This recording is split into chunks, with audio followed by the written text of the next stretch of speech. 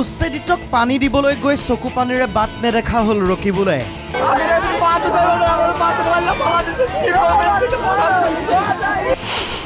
অখিল গগৈৰ উচপনিৰ পাছত ৰকিবুলৰ হুকহুকাই কন্দাৰ পাল।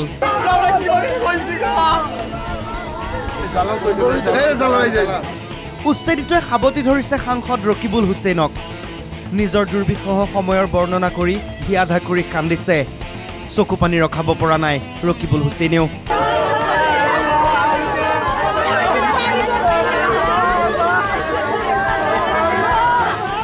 প্ৰথম সময়তে ৰকিবুল হুছেইনক বাধা দিলে প্ৰশাসনে। তেতিয়াই ৰকিবুল হুছেইনৰ ক্ষোভ। চৰকাৰে উচ্ছেদ বৈধভাৱে চলোৱা নাই। আজি মানুহখিনিক দেখা কৰাৰ ক্ষেত্ৰত আমাক যিটো বাধা দিছে এডমিনিষ্ট্ৰেশ্যনে সেইটোৱে প্ৰমাণ কৰে যে তেওঁলোকে গোটেই কথাটো বিধিগতভাৱে ন্যায়িকভাৱে কৰা নাই।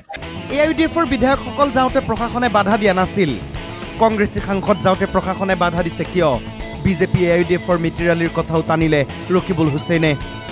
উচ্ছেদিতক সহায় সাহায্যৰ আশ্বাস দি সংবাদ মাধ্যমৰ সন্মুখত চৰকাৰক আক্ৰমণ ৰকিবুল হুছেইনৰ।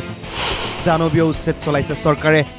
চাপৰ বিলাচীপাৰাৰ এই বৃহত্তৰ অঞ্চলত যিদৰে দানৱীয় আপোনাৰ এটা উচ্ছেদ চলিলে সেইখিনি আমি আহিছোঁ। মই ইয়াৰ সাংসদ, মোক আহিব দিয়া নাই।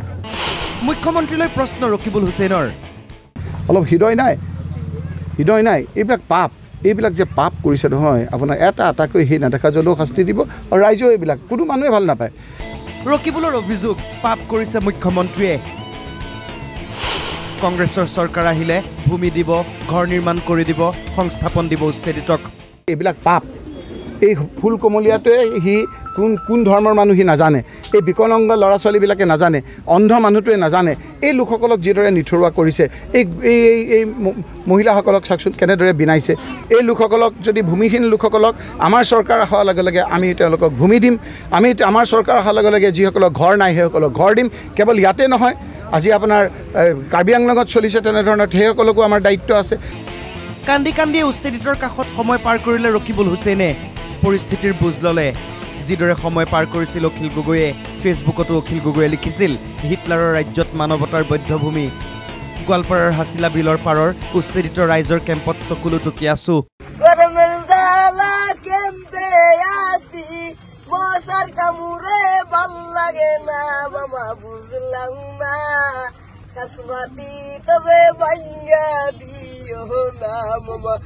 এইবাৰ চকুলো ৰকিবুলৰ।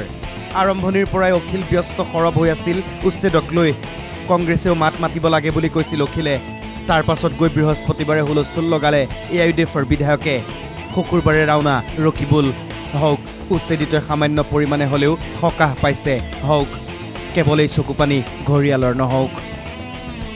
বিলাসীপাৰাৰ পৰা অবিনাশ শীল, NKTV+।